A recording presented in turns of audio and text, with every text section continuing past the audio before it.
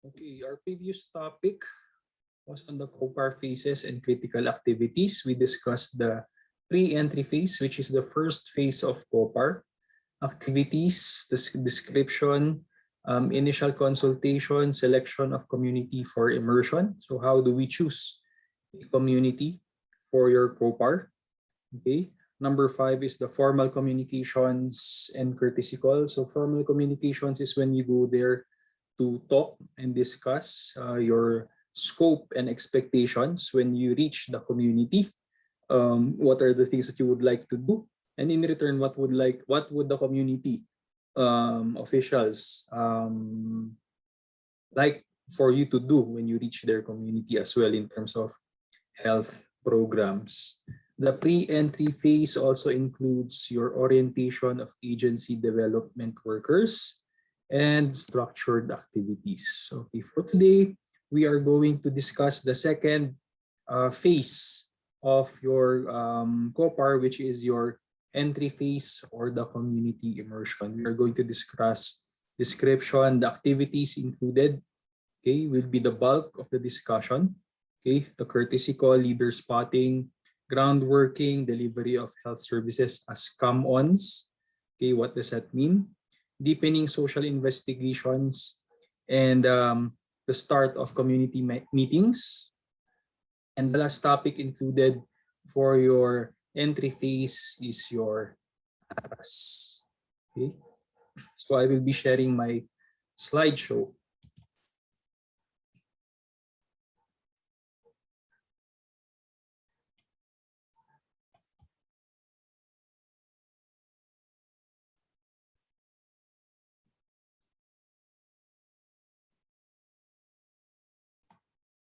Okay, so NCM 113A COPAR, the phases of COPAR. The second phase of COPAR is the entry phase. And in this lecture, we are discussing from the discussion of the entry phase up to the ARAS part, okay, of the syllabus.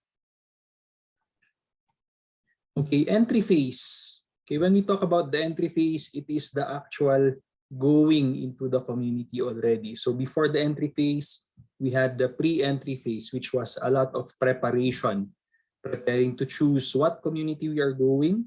Okay, remember the criteria.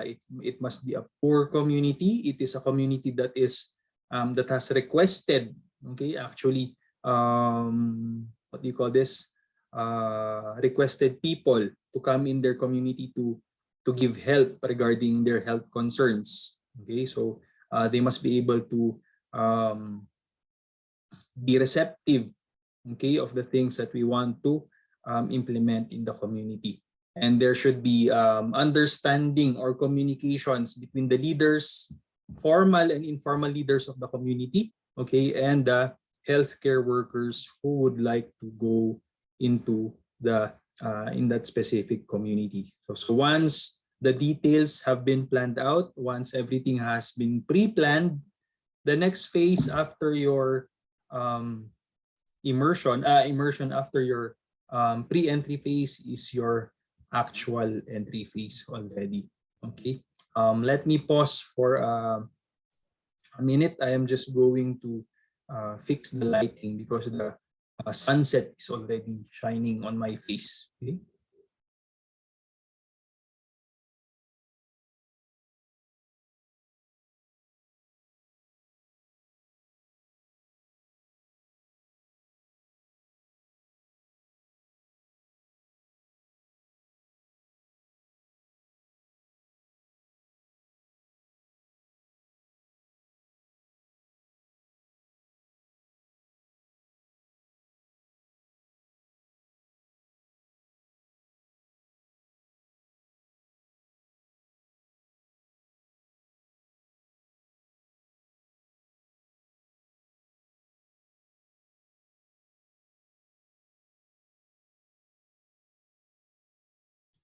Okay, continuation, our entry phase. Okay, this is the actual entry to and immersion of the community health workers in the selected community. So this is when we are going to the community already. So if you go back to the pictures that I was showing, Okay, it is the actual going of the students, the healthcare workers into the selected community. Okay, it is also known as the social preparation phase.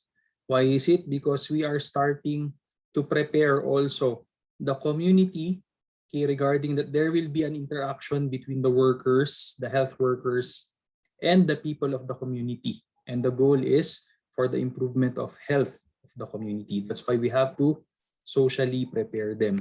Okay? It is considered as the most crucial phase. Okay, why? Number one, the initial behaviors of the health workers and their activities will usually determine the acceptability of the next groups and the agency as a whole. Okay, what does it mean?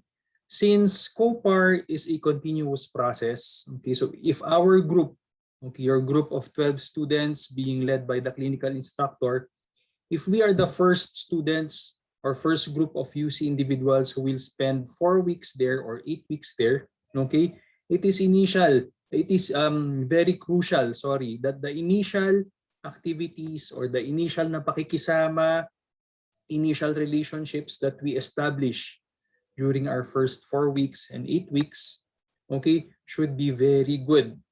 Para pag umalis tayo from the community, the next group will also be welcome. Okay, it's like a next batch of visitors will come after us. So if we mess up our relationships with the community in the first 4 weeks, first 8 weeks, okay, tapos we leave the community and another group will come.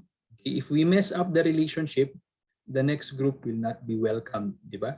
So it is during the entry phase, okay, of any group. Okay, kahit okay yung group natin, tapos yung second group naman, sablay, how will be the third group accepted?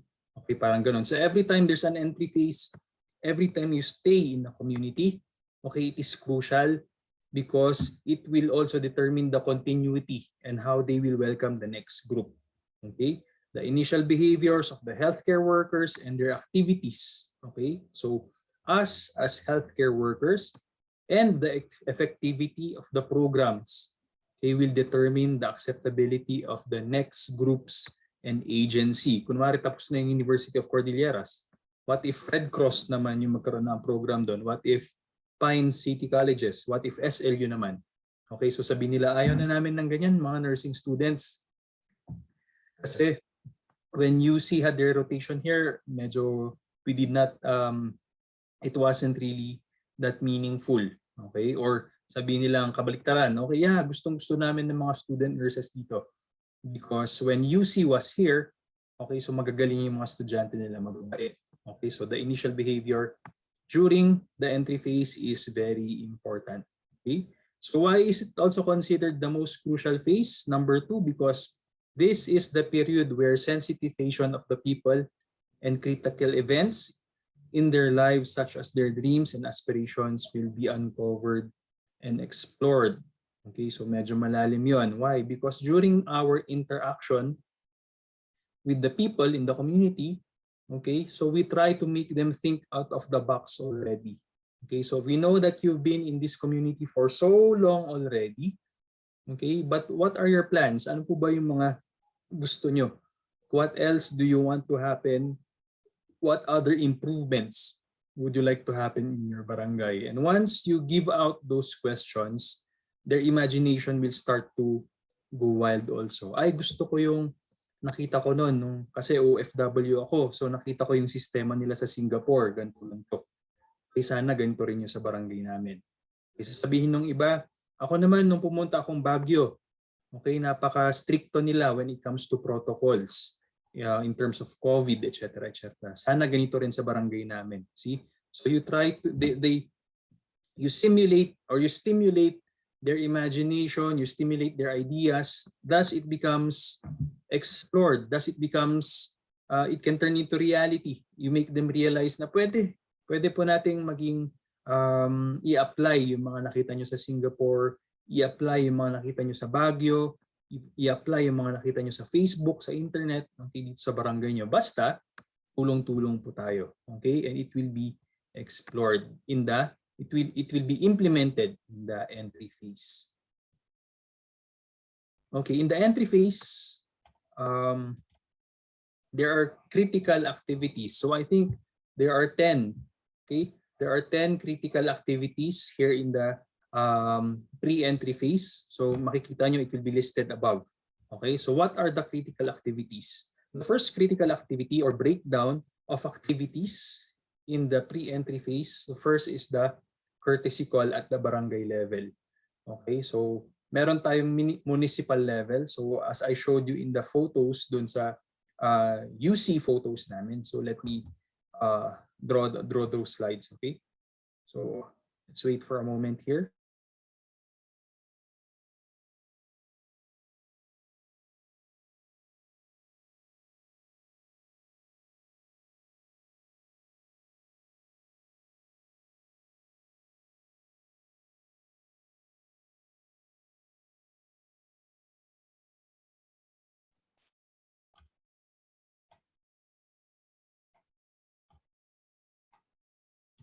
Okay, so when we talk about courtesy call, I will be using my previous slides. Okay. Slideshow from current slide. Okay, so sabi ko, this is Community Health Nursing 101. So where is the courtesy call? Courtesy call is when you visit. Okay, when you visit, this is in the, I think this is in the municipal level. Okay, so we had to visit, once we reach the community, we had to visit the mayor, the vice mayor, kung sino man yung mga head officers dun sa municipal nila. Okay, but when you talk about courtesy call in the barangay level, okay, so this could be a courtesy call in the barangay level. Okay, so it is a set of, if you saw earlier, this is the whole group. Okay, probably the whole year level visiting the community. But here, it is one group visiting where they are assigned. Okay, so if this is the, for example, the barangay hall, okay, so you have to go to the barangay hall and let the barangay captain know na nandito na po kami po yung magjo-duty dun sa barangay nyo. Okay, so this is the courtesy call at the barangay level. Okay, so this is an example. Okay, I will go back to the previous slides.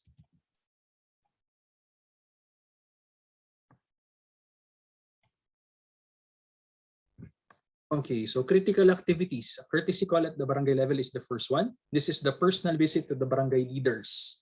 When we talk about leaders in a community, there are formal leaders and informal leaders. The formal leaders, who are they? Of course, your barangay captain, the kagawad, assistant barangay captain, kung meron man, the treasurer, the secretary. Those are your formal elected leaders. But you also have informal leaders in a community. The elders, for example. Okay? So sometimes merong mga higher influence or influential people in the barangay. Okay, so for example, merong dating mayor na nakatira doon sa barangay and they still think highly of him kahit hindi siya yung barangay captain. Okay, so you have to visit them. Okay, so parang magpapakilala lang kayo. Okay, and you have to acknowledge them also. Okay. So why do we do courtesy call at the barangay level? To make our presence known to the leaders and the members of the community. So hindi lang sa mga leaders, kahit yung mga workers dun sa barangay hall, yung mga bahay na nadadaanan natin, okay, let them know that we are there already. To make them feel that we have recognized their important role in the health partnership. Let us not have a big ego na parang kami pa nga yung magbibigay ng health services dito eh. So talagang VIP dapat kami dito. No, it is a partnership. They allowed us to visit their territory. They allowed us to help them, okay, implement health activities. We are not just there to implement. We want them to learn and take care of their own health. Okay, so it is a partnership. Okay. Of course, we go to the courtesy call at the barangay level to establish trust and rapport. Okay, relationship is very important because they are our clients kung tutuusin. Okay, so we have to establish trust, establish rapport with your client. Also, we have to go to the barangay level for our courtesy call to discuss, review guidelines, and immediate plans. So pag-usapan namin. Okay, so kami po yung pinapunta ng munisipyo. Okay, kami po yung inassign ng munisipyo sa barangay nyo.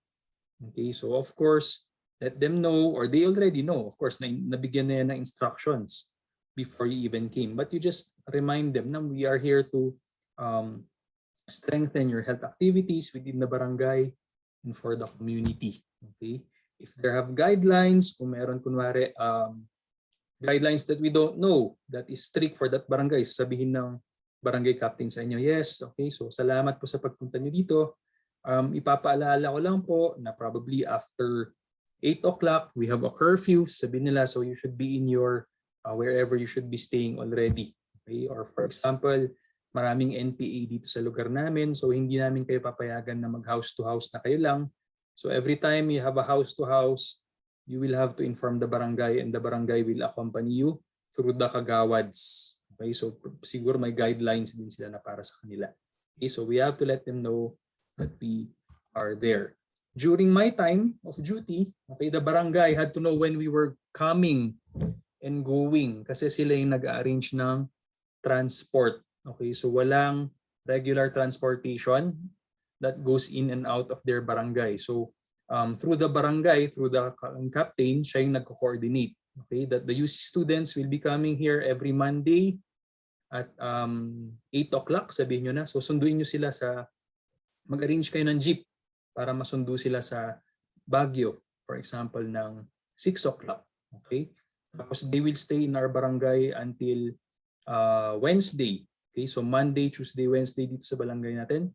Aalis sila ng barangay natin ng 3 p.m. para nasa Baguio na sila ng 2 p.m. So sila yung nag-arrange. So we had to coordinate with the barangay as well. So those are examples why you have to coordinate. Okay? So that is your courtesy call at the barangay level.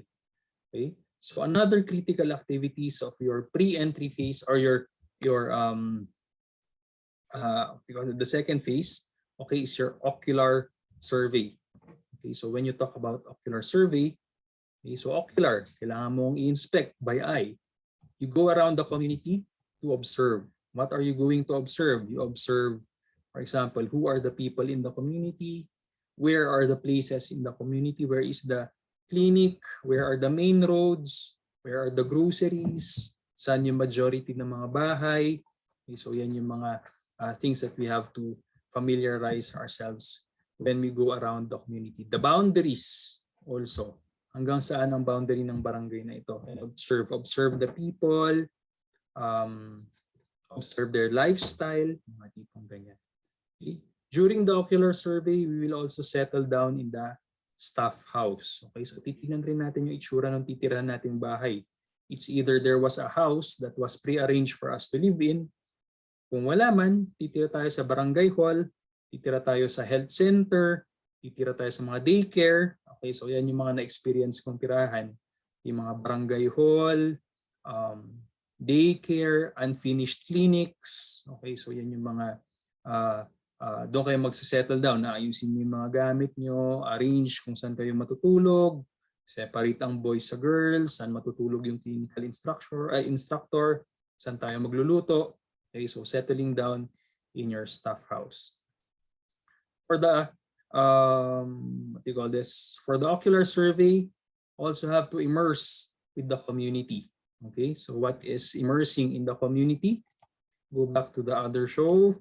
Ito yung sinasabi ko sa inyo. Okay, so it is in the entry phase, early in the entry phase. Okay, so hindi lang sila nagpapakilala sa barangay health center, pero nagpapakilala rin sila sa mga tao. Okay, so saan sila pumunta? Siguro sa sari-sari store. Okay, so may naglabas sila ng mga soft drinks. Okay, may mga baso. Pag inuman sila ng soft drinks. Okay, so introduce yourselves. We are the students from the University of Cordilleras. Dito po kami naka-duty sa barangay nyo. Mga nursing students po kami. At dito kami naka-duty sa barangay nyo ng 4 weeks, ng 8 weeks for example. Okay, so kung may mga kailangan kayo sa amin, okay, if you have health concerns, magpa-BP, kung may kakilala kayong buntis, etc. etc.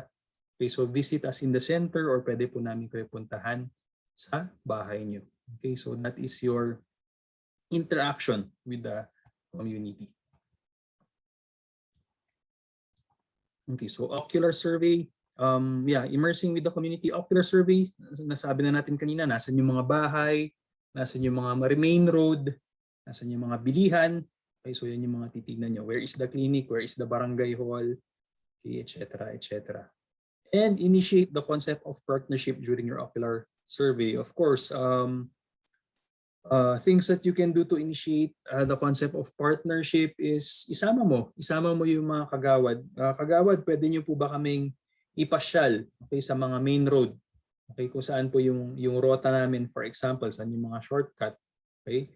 So the kagawad will feel importance kasi sige, alam ko yan. So gamitin niyo ako sa mga skills ko, and we will try to go around. Okay, for example, initiate partnership also is when you go around the community and the kagawad will let them know, or the barangay captain will let them know na ito po yung mga student nurses natin from UC. Okay, so they will know that you are authorized by the barangay captain to be there. Hindi lang kayo yung mga tipong ikot ng ikot na nagbibigay ng mga special offer na hindi nyo alam kung doon ba sila sa barangay, mga dayo, etc. etc.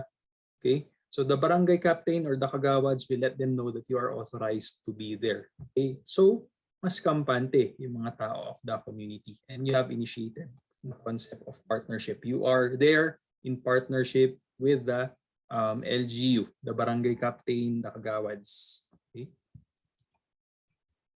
Next critical activity is your community integration. Okay, what is community integration? Immersing and introducing the team to the community. So yun ulit yung picture na yun, yung nakikipag inuman sila sa sari-sari store.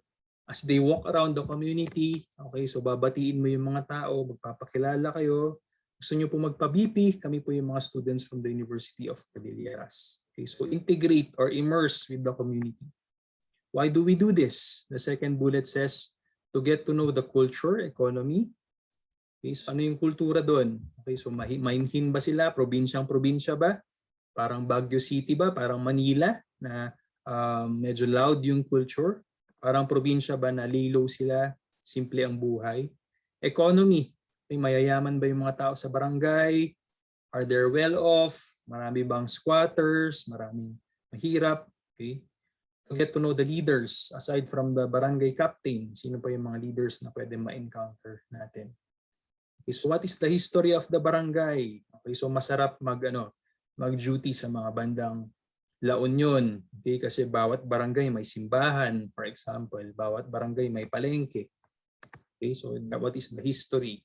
Okay, the rhythm, the lifestyle, the rhythm, mabilis ba yung buhay doon? Lahat ba nagtatrabaho? Okay, majority ba call center? Meron ako na-encounter na barangay bandang Pugo. Okay, so barangay Mawaswas yata yon. So halos lahat sila nagkaroon ng what we call this around 1990s, 1980s. Okay, most of them na magkakamag-anak sa isang part of the barangay, majority of their relatives were OFW, mga seaman. Okay, so what happened is, nakaipon sila, lahat sila, na yung mga gate nila, so yung mga gate ng bahay nila may mga design na anchor. Kaya pala, okay, that is the lifestyle pala doon. Nakapagpundar itong mga to kasi mga seaman sila ng mga 80s and 90s, and now they are back in the Philippines. Okay, so yun yung lifestyle. For community acceptance. Alam niyo rin yung nag-e-enjoy rin silang ikwento kung ano yung history ng community nila.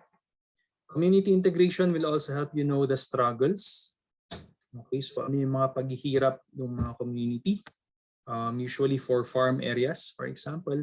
Okay, so meron silang food because they have farms, but in terms of financially, medyo dyan sila hirap.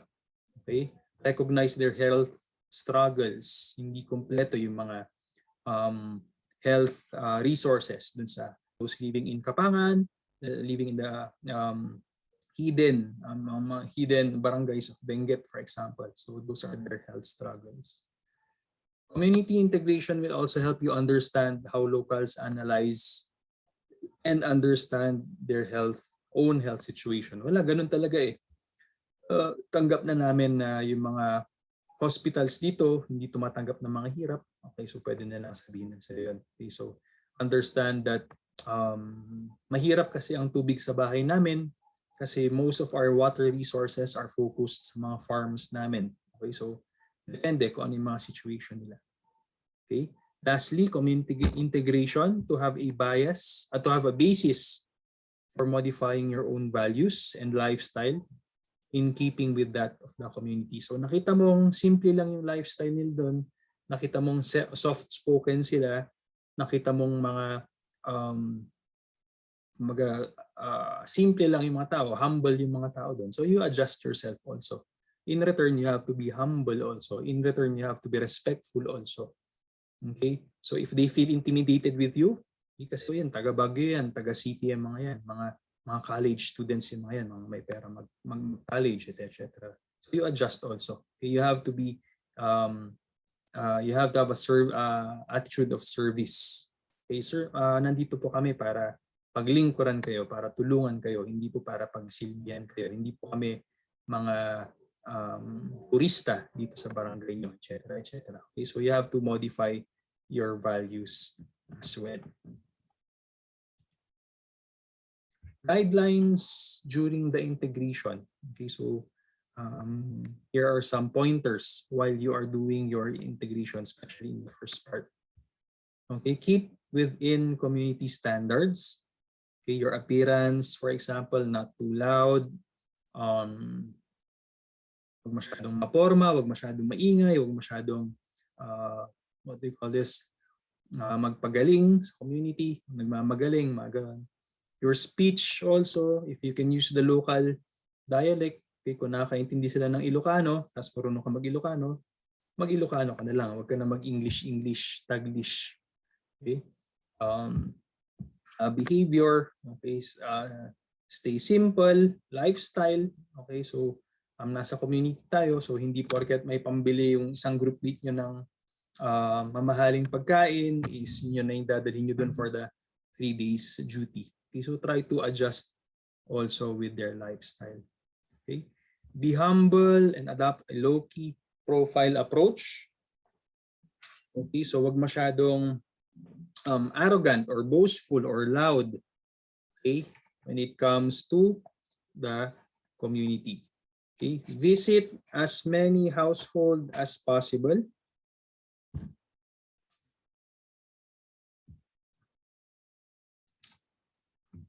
Visit as many households as possible.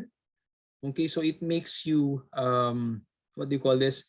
It helps you introduce to more people. The more people who know you in the community, the more comfortable they are that you are there. Okay, so when you go to visit as many, what do you call this? You avoid making jealousies also. Okay, so meron yung mga iba, sabihin nila, bakit yung bahay na yun binisita nila? Bakit yung bahay ko hindi ko binisita? Okay, sinabihan ba sila ng barangay captain na wag kaming bisitahin? Okay, so those are the things na try nating iwasan. Okay?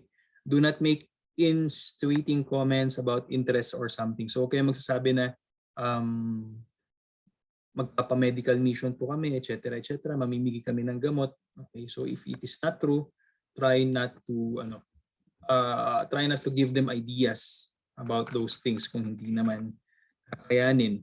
Okay, so let's go back to letter A, community standards. So appearance, do not go to the community appearing like tourists. Okay, so hindi tayo turista doon. Yes, bisita tayo. Okay, but we are there as professionals also, as nursing professionals, student nurses professionals. Okay, so yeah, let's be formal kung kailangan, let's be casual kung kailangan. Okay, but in the same time, remember that we are there on official business, hindi para maging turista. Try to speak the dialect, don't speak slang. Behavior, okay, you are not there to flirt, for example. Okay, you are not there to, di para maghanap ng jowa. Okay, you are there to serve the community. Eat simple food, eat nutritious food. Okay, yun yung mga kailangan nating adjustments. Be humble, go down to their level if possible. Okay, especially yung mga bata, okay, para maging what do you call this, receptive sila sa atin.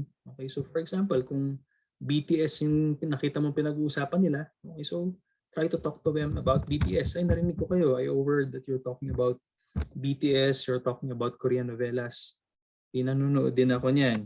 Okay, encourage them to call you by your first name. Okay, kasi minsan, usually pag CI, Okay, ang tawag sa community is maestro, teacher. Okay, so maestro ni Maestro Gonzales. Okay, so no. Is Erwin na lang po ang itawag niyo sa akin. Okay, yung mga tipong use your first name. Encourage them to call you by your first name. Okay? Refrain from call this feeling like VIPs. Okay? So yun yung mga kailangan nating gawin. Let me just one more interruption. Okay, so let me just plug in my computer because my battery is running low.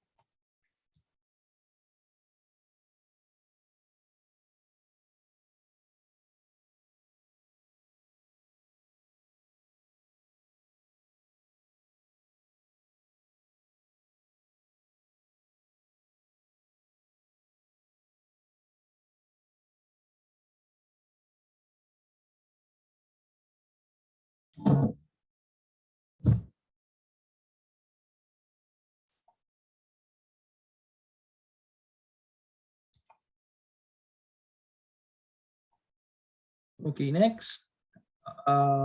Live with the poorer sectors of the community. Okay, because most of those in the poor sector of the community are the ones who really need your service. Okay, so they are the ones who have the most needs. They are the ones who need the health services that you are giving. Participate in direct production, household and social activities. For example, direct production, kung meron silang farms, nagsasaka sila, gumagawa ng walis sa sablan, for example. Okay, so try to participate. Manang nakita ko po yung ginagawa nyo, pwede ko po bang subukan? Okay, for example, yung pagtatali ng walis. Okay, or you see them harvesting rice, for example. So ask if you can help. Okay, yung mga namimitas ng I tried okra. Okay, sa bandang Pugo, nagpipitas ng okra. Manang pwede po ba kami tumulong? And in the end, binigyan kami ng maraming okra take home namin. Okay, so join them. Okay, makikita nila na mababait yung mga yan. What do you call this? They help us when we were doing when we were in the farm, for example. Okay. When you talk about household activities, okay, kung like you can see in the screen share here, the household activities. Okay, kung nakikita nyo sila nagsisibak ng kahoy, okay, kasi maboboring kayo sa community if you're going to isolate yourself. So might as well make the best of the experience while you are there. Okay, so yan, kung nagluluto sila, okay, makiluto kayo kunwari. Pag nagsisibak sila ng kahoy, makisibak kayo ng kahoy. Sabi ko nga, here, they were having kanyaw. Join the kanyaw, okay, and they will be very happy to have you as guests and visitors in the kanyaw. Okay, so live with the community. Okay, seek out and converse with people. Okay, so puntahan nyo sila sa mga how do you call this, sa mga store, mga sari-sari store, lalo kapag tapos na yung mga trabaho alas 4, alas 5. Okay, pagtapos na yung mga farmers, usually ang farmers natatapos sila bago tumirik yung araw so 12 o'clock. Okay? Pero yung mga yung mga chismosa, for example, tsaka sila nagtatambay-tambay sa mga tindahan kapag mga 4 o'clock, 5 o'clock. Okay, so talk to them, makipagkwentuhan kayo sa kanila. Sa simbahan, sa town, dyan, sa mga sentro nila. Okay, so dyan kayo makipagkwentuhan. Else, seek out converse. Avoid drinking alcoholic beverages with the community members. Okay, so kailangang iwasan. Hindi lagi maiiwasan, especially if syempre lagi yan Okay, for example, farmers in Pugo. Farmers in Pugo, they finish having their natatapos sila sa farm nila bago tumirik yung araw So before 11. They start very early. Okay, so mga 4 o'clock, 5 o'clock, nasa farm na yung mga yan. Para pagdating ng mainit na yung araw, 10, 11, 12, tapos na sila. Okay, so usually after lunch, pagkatapos silang mag-garden, after mag-farming, they go to their house, have lunch. After that, ewan ko, sa pugo, ganun eh. Pag natapos na yung 12, okay, so imbis na mag-siesta, minsan nagkikita-kita na yung mga farmers sa bahay ng isang ano. Tapos doon, magiinuman na sila. Okay, so minsan, pag nakita nilang nagra-rounds kayo or nag-house-house kayo, especially pag ganung oras, okay, aayain kayo, Maestro Gonzales, in the group, okay, they will tell you, okay, shot pa, may isang shot, etc. etc. Okay, so minsan, syempre, kailangan mo makisama rin. So, makikisang tungga ka naman, makiupo ka doon, makikipagkwentuhan ka. Okay, but there are times that you have to, as much as possible, iwasan mo rin. Okay, so tell them, sige, siguro next time, takwa. Bawal. Let them know, bawal. Baka malaman ti school, for example, or makita ti estudyante, for example, or pag pinainom yung estudyante, okay, so yun yung mga iniiwasan natin. And just be honest with them, okay, that you are there for official business. It is to serve the community in terms of healthcare services. Okay? Be honest, kaya't kukuma sir, mabalin lang, bawal namin. Okay, so they will understand. Okay? Definitely no smoking or gambling when you are having your community duties. Usually after 5 o'clock, okay, or after dinner, syempre nasa community kayo eh. Wala ka nang gagawin. Okay, so it's either the clinical instructor will have a meeting, you have to discuss about tomorrow. Kung wala man, there are a lot of idle time in the community. Okay, and sometimes you end up getting bored. Okay, so minsan sa probinsya, di ba, malakas yung mga gambling. Okay, so yan, mga iniiwasan natin. Smoking also. Okay, you are not allowed to smoke in the community. Avoid flirting with community members. Okay, so minsan may magaganda, may mga gwapo in the community, wag na. Okay, you are not there to look for a boyfriend or a girlfriend. You are there to do or to give healthcare services. Share the people's housing, food, entertainment, and meetings. Okay, so be with the people in the community. Okay, so that is your guidelines in social integration. Okay, going back to the critical activities. Okay, number 4 in your critical activities, leader spotting. Initial core group formation, identify existing leaders and groups in the community. So leader spotting, looking for people in the community aside from of course the barangay captain and the barangay officials, mga leaders lahat yan. But aside from them, who else in the community ang sa tingin niyo leader? For example, so sino yung pinapakinggan? Nung nagtambay kayo sa store, sino yung pinakamalakas yung opinion? Kanino sila nakatingin lahat? For example, sino yung pinakamagaling magkwento? Okay? So initial group, core group formation, meron dito yung mga grupo na magsasaka. Okay? Nung naglalakad tayo ng isang araw, nakita natin na magkakasama yung mga farmers. So these are groups that we can tap in the future. Identify existing leaders and groups. Okay, so laying foundations through social interaction. So nakikita mo who are the people you can use, who are the people who can help you, okay, in terms of your programs and activities, and forming your core groups. Why do we do leader spotting? Okay, we have to identify who are the key persons and opinion leaders in the community. Okay, the key persons, of course, yung mga malalakas in terms of moving or malalakas yung decision making in the community, not only the barangay officials. Opinion leaders, they can be non-barangay officials, pero their opinion will influence the farmers. Their opinions, teacher kasi yan, o siya kasi yung principal sa public school namin, kaya nire-respeto namin yung opinion niya. Okay, so those are, they are not barangay leaders, okay, but in terms of opinion, they are respected in the community. Siya kasi yung siya kasi yung dating mayor. Okay? Dating mayor 'yan, si Manong ganto-ganto. Okay? Kaya kahit hindi siya official sa barangay namin, we respect him. He used to be a general or he used to be in the military, etc., etc. So their opinions are well recognized in the community. Have high level of interest in the need of the activity. So who are the people, okay, na despite being non-officials in the barangay, they have high interest in the activities. Yun yung mga madalas magpa-sports fest. Sino yung mga tawag ng mga medical mission. Okay, so meron ba mga taong ganun sa yung mga may contact. Okay? So who else are the people with high integrity and credibility? Okay, so who are the respected people in the barangay who are not really barangay officials? Okay. You also want to spot people who are open to learn and gain new skills. Okay, so for example, habang nakikipagkwentuhan ka sa sari-sari store, sabi, ay ading, pwede nyo ba kaming turuan paano kumuha ng BP? Okay, kasi meron rin akong ganyan sa bahay, yung stethoscope tsaka yung BP app, pero hindi ko alam gamitin. Okay, yung lola ko, laging tumataas yung blood pressure niya. Feeling ko hindi naman accurate yung electronic BP machine. So mas gusto ko sana matuto ng manual. Okay, so these are people. People who would like to learn first aid. Okay?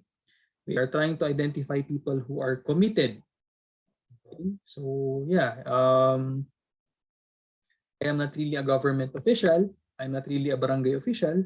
Pero gusto ko, syempre, dito ako pinanganak sa barangay na to, gusto ko, healthy kami lahat sa barangay. Okay? So these are people who are committed or committed to the youth. There are individuals in the community na gusto very close sila sa mga youth groups. Okay, so those are people who are committed. Who are people in the community who have the willingness to act and participate, okay, in the activities that you will be facilitating. Kahit sa planning, ako may idea ako, for example. Okay, so who are these people who have ideas?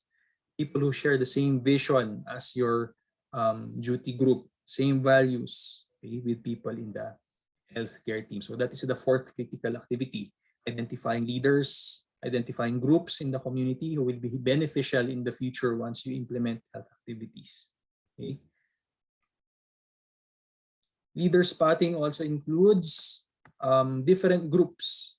Okay, so once you will recognize the different groups according to age group, sino yung mga grupo na nag-aaral, okay, who are the groups who are yung mga bata, okay, sino yung mga nasa antag dito, sino yung mga nasa daycare center, okay? Sino yung mga college, okay? Who are the youth, who are the elderly. Okay? Another group composition is according to occupation in the barangay. Who are the farmers? So sila yung magkakasama, one group. Who are the OFWs, professionals, fishermen, sino yung mga chismosa, etc. etc. If that is an occupation. Sino yung mga tricycle driver? Diba? Usually magkakasama lahat yung mga yan.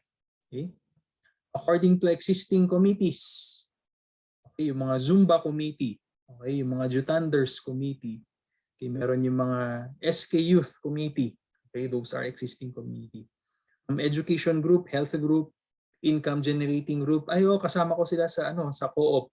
Okay, so isang group yan yung mga kasama sa co-op, for example. Kasama ko sila mga kasama ko mga yan sa palengke. Okay, mga tindera kaming lahat. Okay, so yan yung mga existing groups or core group composition in a community. Okay, when you talk about leader spotting, we talk about function of a core group.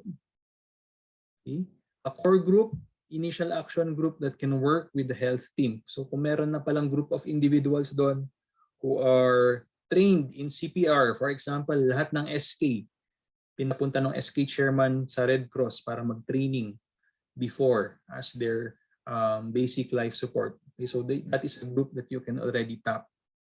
Okay. A core group also performs initial actions and mobilization. So kung magkakaroon na tayo ng mga activities, usually sila yung mga unang gagalaw or sila yung mga unang tutulong sa atin. Okay, who else are the possible officers and leaders? Okay, what do you call this?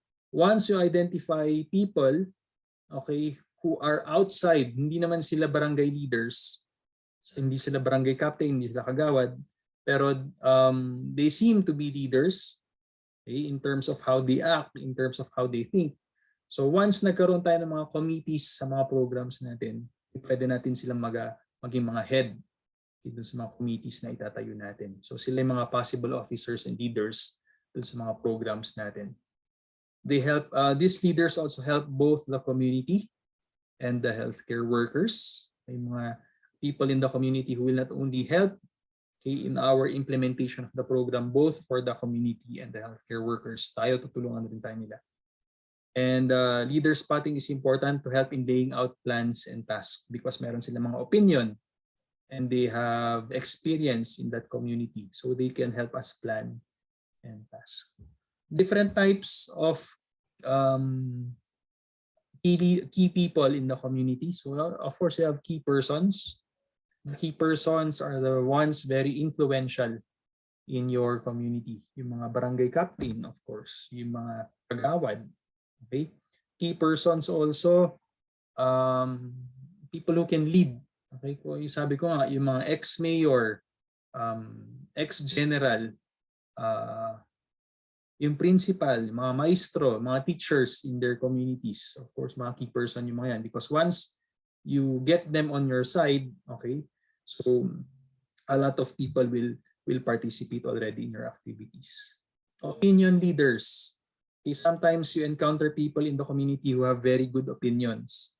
Okay, so maganda para sa project na yan, ganto-ganto gawin nyo. Okay? Kasi dati akong engineer, or dati akong teacher. So ito ang magandang gawin dyan. Or dati akong doktor. Doktor ako pero I stopped practicing already.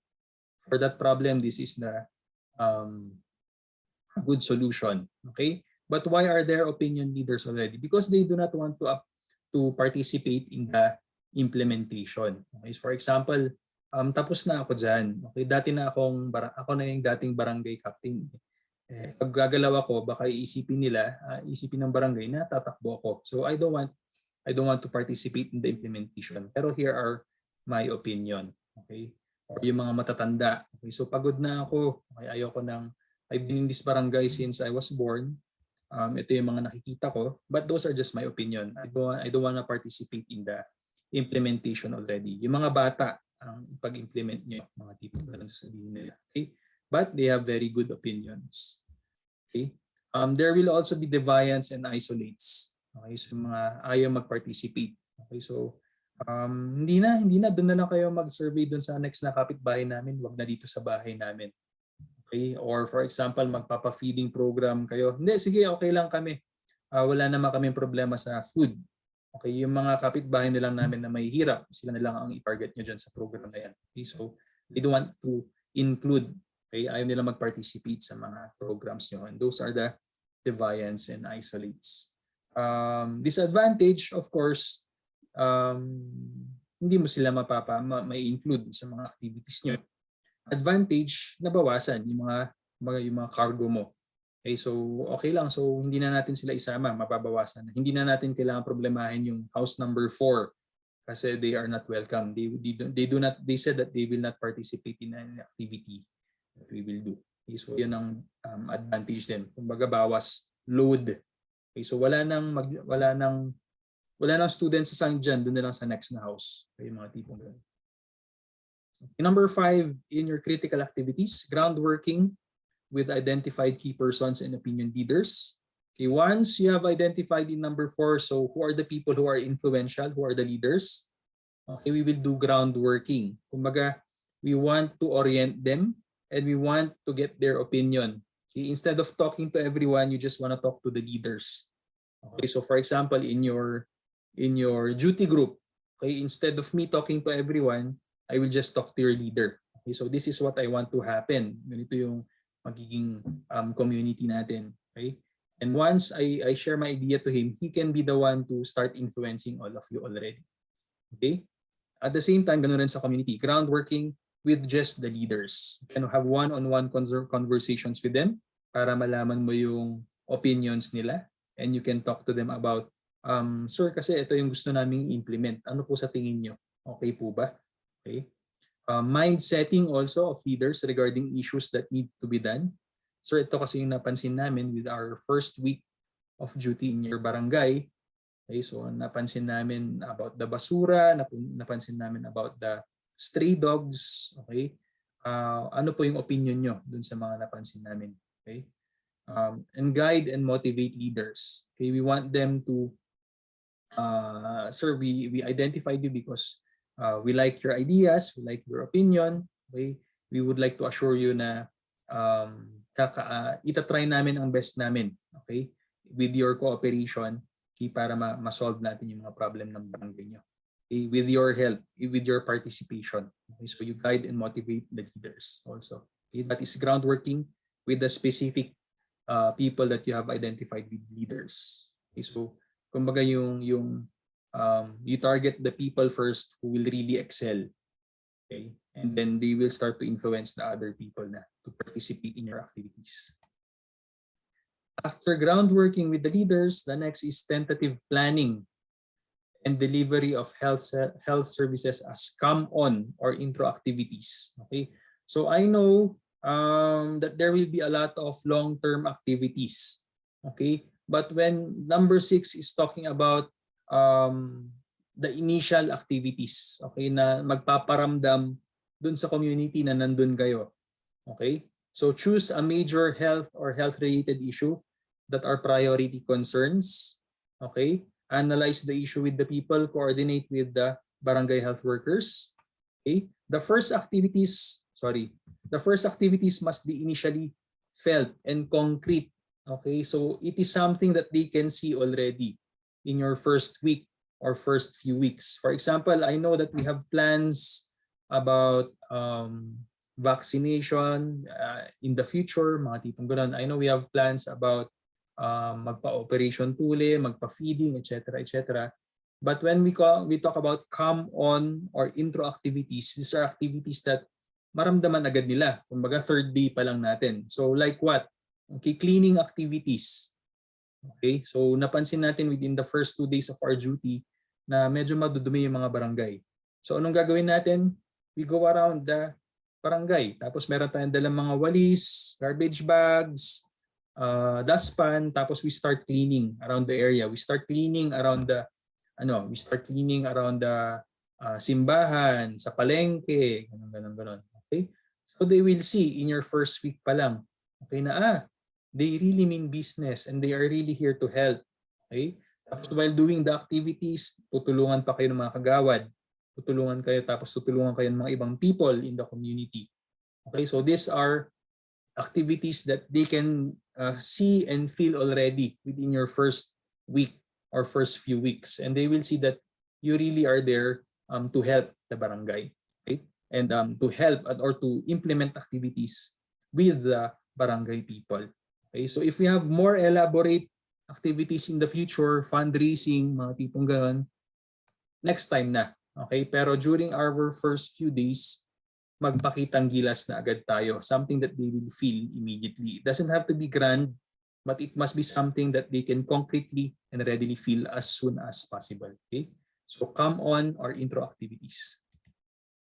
Okay, so probably the next weeks that we come, okay, so hindi naman palagi na may activities na nakikita nila, hindi puro concrete activities, but the other critical activities are like your DSI, your deepening social investigation. So as you go through your second week, third week siguro of your stay in the community, you're already investigating ano ba yung mga health problems dito. Okay, you are already giving out survey forms, collecting information. Ilan ba yung hypertensive sa barangay na to? Ilan yung may diabetes? Okay, community study, studying the problems of the community. Participatory action research. Okay, researching, okay, with the help of the community in knowing what are the main problems in their community. Okay, and this deepening social investigation, community study, and participatory action research will help us come with community development plan. Okay, what are the plans? What can be our health plans for this community? And community diagnosis. What are the major problems of this community? Yun ang ginagawa natin with your number 7. Okay, remember we are talking about activities during the entry phase already.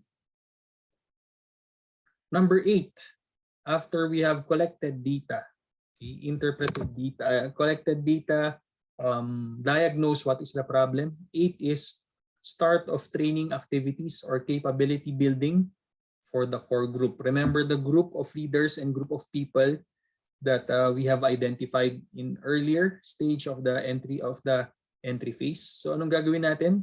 We will train them We will train them for what? We will train them to collect and record data para hindi tayo lahat ang gumagawa. Remember, COPAR is community participation. So they should help also. Collect data. So i-collect natin ano ba yung mga blood type, kunwari sa barangay. Collect natin sino ba yung mga diabetic. I-collect natin sino ba yung mga buntis at mga bagong panganak. Okay, so they will help us. Okay. Also train the people how to present data that they have collected. Okay, so i-tabulation form nyo po, sir. Okay, or pwede nating i-chart lahat. Okay? So how do they present the data? Analyze the data para sila rin makita nila. Ganito pala karami yung hypertensive sa barangay natin. Ganito pala karami yung may diabetes. Okay? Ganito karami yung suicide na nangyari within the 2 years, etc. So analyze para makita nila that is it really a problem? Is it something that we can solve also? Number 9, in critical activities, conduct community meetings and assemblies. So in number 8, we were able to collect data already with the help of the community. Now we are going to set community meetings and assemblies. We are going to gather responsible community members and members per household. Okay, so i-gather natin kahit hindi lahat pumunta, basta yung mga importanteng people in the barangay makapunta sila. Kasi medyo community diagnosis na yung pag-uusapan natin. Ano ba yung mga nakita nating problema dito sa barangay. Okay, so get all the important people in the community. It is also called your community consultation because you want to consult them regarding their opinion. Get collective ideas and feelings to know if healthcare workers and activities are accepted. So as you can see, this during the implementation phase siguro sa mga nasa 3rd week na siguro to. Okay, so gusto mo lang alamin mga manong, mga manang, we've been here in your community for 3 weeks already. So how is it? Nagiging sagabal po ba kami dito? Nagiging abala ba kami? Are you benefiting from our stay here? So you want to learn from them. Okay, so they will say, oo, na-appreciate namin yung stay nyo dito, lalo yung mga vital signs taking nyo. Okay, so yun yung mga na-appreciate namin. During community meetings and assemblies, you are also to present the data and the study, okay, preliminary study. Okay, yung mga na-gather nyo na information. So ipapakita nyo. So ganito karami ang hypertensive sa barangay nyo based on the data that we collected. Ganito karami yung mga nakagat ng aso, etc. etc. Okay? So you will just highlight that these are the problems based on what we have collected. Thus, formulate and establish vision of health, okay, for their own families and community. Okay, so ano po ang gusto nyo mangyari dito sa community nyo? Okay, so help them formulate what they want their community to be in terms of health status. Okay. Also, conduct community meetings and assemblies for the community to identify goals, obstacles, and actions that we can implement, okay, regarding health programs in the community. I think this is the last of your critical activities, number 10. Okay, ito medyo mahaba to. Okay. Number 10 will be talked about conducting the first major ARAS. ARAS, hindi ARAC. Letter S yung last niya. ARAS stands for Action, Reflection, Action, Session. Okay, so in my photos, how can an ARAS look like? ARAS. Okay, this is an ARAS session. Action, reaction, action, setting. Okay, because they are meeting. They have talked about the actions for today and talking about the actions for tomorrow. So an ARAS is basically talking about what are the actions and setting actions for the next activities. Okay, so yan ang ARAS. So let's talk more about ARAS. The ARAS is a regular cycle of evaluation that follows after activity.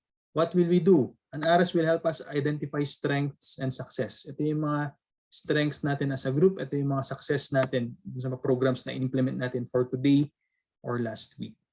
ARAS also helps us analyze mistakes and failures and what caused the mistakes and how do we prevent them. Okay, parang meeting siya. Okay, you reflect as a group. Okay? Also, it helps the group relieve pains in terms of meron ba akong na-insult during the activity kanina, meron ba akong mali na nasabi sa mga group mates ko. Okay? Tapos aayusin nyo. Reconcile if there are misunderstandings. Okay? So you have to fix the team. Okay? If you have to, kung may nasaktan kayong or na-insulto kayong kagawad, you have to settle everything. Okay? ARAS also helps us reaffirm commitment to the vision, mission, and goals. Okay, so once, sige, I accept your apology. Okay, let's go back to work. Okay, let's focus again at the vision, the mission, and the goals of our team. ARAS also helps develop cohesion kasi pinag-uusapan niya yung mga goals. So you get hype. Sige, kakayanin natin yan. Ito yung mga plans natin, kakayanin natin yan. Okay? Thus you develop cohesion. Okay? Conduct the first major ARAS session. Okay, methods of initiating ARAS. How do you start the ARAS? Okay, so sometimes you can do it, you can start it with a small group round table discussion. Okay, so magkabilog kayo na mesa or nakaupo kayo sa floor and it will be a discussion. Okay, to break the ice, ewan ko, ito yung sinulat ng author, group singing, pwede kayo magkantahan, gitara. Okay, pwede kayo magkwentuhan, story analysis, okay, Q&A. Okay, just try to start with conversations. Okay, so parang arak talaga, no? Talagang para magiinuman kayo. So magkantahan kayo sa harap na mesa, magkwentuhan, asking questions just to try to get the momentum going before the discussion happens. Okay, the first part of your ARAS is your preparation phase. Okay, you condition the minds. Let them know kung kakaroon tayo ng ARAS mamaya. Okay, so pag-isipan nyo na kung ano yung mga gusto nyong sabihin, pag-isipan nyo na yung mga opinions, suggestions nyo. So you condition each of the member already before pa tayo magkaroon ng ARAS. Setting the venue. Okay, so kung doon tayo mag-aaras sa bonfire, for example. Okay, so ayusin nyo na yung bonfire. Kung sa kusina, okay, ayusin nyo na yung kusina. Kung sa barangay hall, let's prepare the barangay hall. Okay, and then give time for the members to reflect about the activities that were finished. Okay, kanya-kanya. Okay, wala mo na magkwekwentuhan na, wala mo na magdidisturbuhan. Kuha kayo ng sarili nyong pen and paper, then reflect what were the things that you contributed to the activities of today or the activities of last week. Evaluate yourself. Okay, usually when I let my children or my students evaluate yourself, there are just two questions. Did I do the things that I was supposed to do? Okay, so kung merong schedule, nagawa ko ba lahat ng kailangan kong gawin? And then the other question is, did I do my best? Okay, those are two self-evaluation questions that I always tell my children and my students. Okay, so did I do everything that I'm supposed to do? Okay, if yes, again, another question, did I do my best in those activities? So that is just preparing yourself, okay, before the ARAS happens. During the actual ARAS, so may informal formation. So it can be, iba, hindi naman formal na formal, parang meeting ng Senado. Okay, it has to be informal din. Okay, remember, it's at the end of the day, pagod lahat. Kung gusto ng pambahay, okay lang. It doesn't have to be everybody must wear something formal, necktie. It has to be informal. Okay? Sometimes there is an icebreaker. Merong kakanta, merong magjo-joke or magkakansyawan, etc. etc. But just to make everybody feel at ease. Okay? So pag natapos na yung biruan and everything, okay, the formal starting of the ARAS, present the objectives. Okay, so mag-aaras tayo today para pag-usapan natin yung activities na nangyari kanina or last week. And then another objective is to be able to talk about what are our plans for tomorrow and our other activities and plans. Okay? The facilitator, the clinical instructor, or the group leader can prepare self-reflection questions. Okay, so lahat pwede mag-usap. Okay, so pwede nating sabihin, okay, so everybody take turns. What do you think were your contributions to the activities for today? Okay, mga self-reflection questions. What do you think went wrong? What were your favorite part of what happened in our activity today? Etc. etc. Okay, we can ask for opinions. Okay, so based on your discussion earlier or our discussion, na po yung mga opinion nyo regarding the community or mga programs na pwede nating gawin. Suggestions, sharing and synthesis of learning insights. So sasabihin ng isa, oh tama yung sinabi ni ganto-ganto. Yung isang groupmate natin, tama yung suggestion niya. We should push through with this suggestion for siguro improve. I-combine natin yung sinabi ni classmate A at ni classmate C. Okay, so sharing and synthesis of the learning insights during the ARAS. So that is your ARAS. Okay, from informal reflection to opinions to sharing suggestions. Okay. Post-ARAS, after the ARAS, there is application of insights. Kung ano yung mga insights na sinabi, i-apply natin, lalo na yung mga gusto nating i-improve. Institutional recommendation. Okay, so pwede nating sabihin bukas sa barangay captain. Kap, kagabi po kasi nag-usap-usap kami. Tapos ito po yung isang suggestion na maganda na bago na wala nung sa unang plan natin that probably we can implement during the next program, etc., etc. Okay, so institutional recommendations. That's it. Okay, so that's it for your critical activities of COPAR, starting from, okay, so I'll stop it.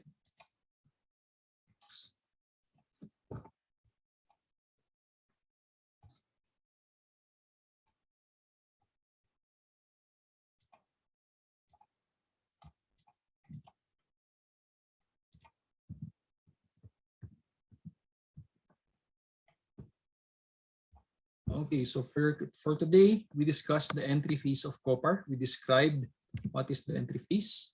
And then we went through the parts of the entry fees, which includes the courtesy call, the ocular survey, community integration, leader spotting, okay, leader spotting and core group spotting, ground working or talking personally to the leaders, informal leaders, and also the opinion leaders, okay, putting them in the same page as ours, and also learning to go to their page, for example, ano yung opinion nila that we can use. Okay, initial activities, you now know what are come on or intro activities. These are activities that must be concrete and readily felt by the community.